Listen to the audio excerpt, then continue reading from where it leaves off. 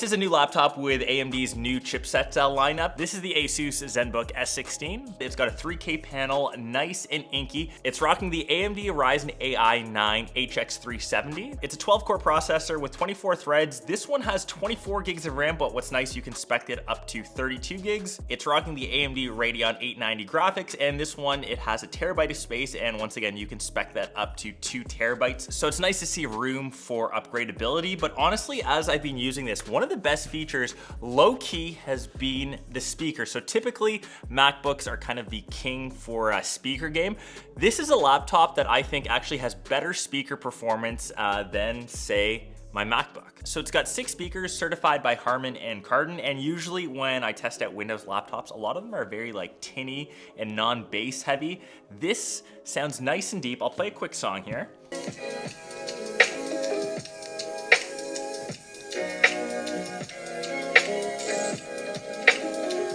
Like actual decent depth to it.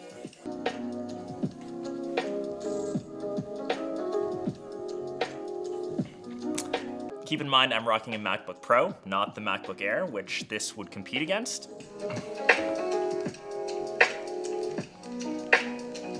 Like, impressive. The rest of the design, it's very similar to what ASUS has been putting out now for the past year. It's that Sarah aluminum build, which I've been a fan of. So typically the front, it's in a couple different colorways. This one is in the lightest option, and obviously that ASUS design language with the nice little lines on the front. It's lightweight, it's thin, it's minimal. Ports wise, you're rocking 2 USB-C, full HDMI 2.1, and of course a headphone jack. And on the other side, USB-A, and thankfully, I think ASUS has kind of heard my pleas here. We have a full-size SD card, so great for, content creators. You don't need to live a dongle life or just live with having a micro SD card slot. So that's really nice. The rest of it, it has a super large trackpad for being a 16-inch laptop, kind of takes up the entire space of the front end. It isn't haptic, but still gives you really good control, and obviously it's got some decent clickiness to it. Keyboard is nice and spaced out. It's backlit and has around 1.1 millimeters of travel, and I really think this is great for productivity, suited for, that business professional. It is priced around $1,600, so it's not obviously on the cheaper end, but the performance of this, so with this new chipset from AMD, this kind of brings it in line with the rest of the competition, which has been great. So benchmark wise, you can see the single and multi-core scores for Cinebench, for example, and it kind of sits right underneath the Snapdragon X Elite, but better than what Intel is offering.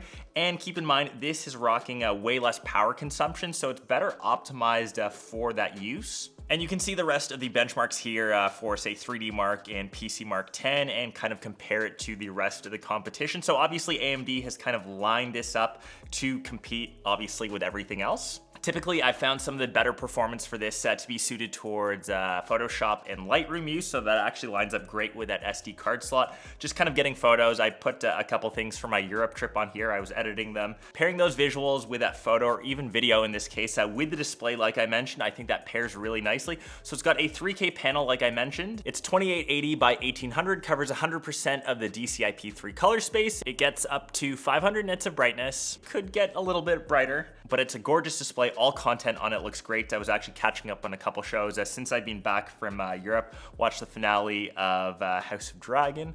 Slightly disappointed with the finale. Won't have any spoilers, but it is also a touch panel, which is really nice. One thing that I noticed with the touchscreen, since a lot of laptops go fully flush into some sort of tablet mode, this only goes, I'd say, like 120 degrees, if my math is correct. So just keep that in mind. You don't want to kind of reef on this and kind of push it flat when it can't. So for the cooling system, it's got an ultra slim vapor chamber. It's got 2 fans, and on light, I would say to medium-ish workloads, the fans don't really ramp up that much. You can get to under 25 decibels with whisper mode, but once you start pushing this, you do hear that fan ramp up. It doesn't really wreck the experience at all, but just once again, keep that in mind if you are pushing it a bit heavier and heavier. With this being an AI laptop, as AMD has clearly changed even the chipset name to Ryzen AI 9, this has a lot of AI features features in. So it has a Windows Copilot, you've got the dedicated button, it's got the dedicated AI chip, the NPU with 50 tops of performance. It's got live caption, it's got Windows Studio Effect with the built-in webcam, which is once again decent for all of your video calls. It also has AI algorithms to help with sound. Say something is going on in the background,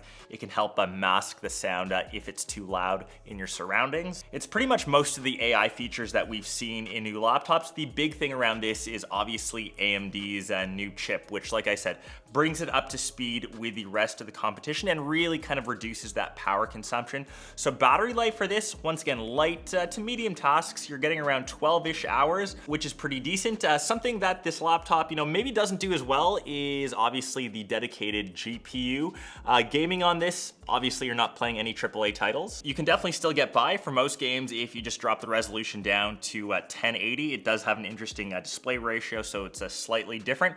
Honestly, this has very similar performance to the ROG Ally X, and I can probably foresee this being the next chipset inside their next version or their next generation of handheld portable devices. And actually, similar to the ROG Ally, it has quite a small 65-watt charger, once again just USB-C. This has a 78 watt-hour battery in it and charges decently quick. But yeah, overall, this has just been a solid laptop, which is kind of hard to recommend these days. For the size, for the form factor, it feels solid and premium, no weird squeaking, no weird give, and I honestly love what ASUS is doing with their Sarah aluminum build. Once again, full piece of aluminum, 1.5 kilograms, 1.1 centimeters thin, perfect for like a business professional. And if you want the best of AMD has to offer, this is currently and probably your best bet. So hope you guys enjoyed this one, and I'll catch the rest of you in one of my next ones.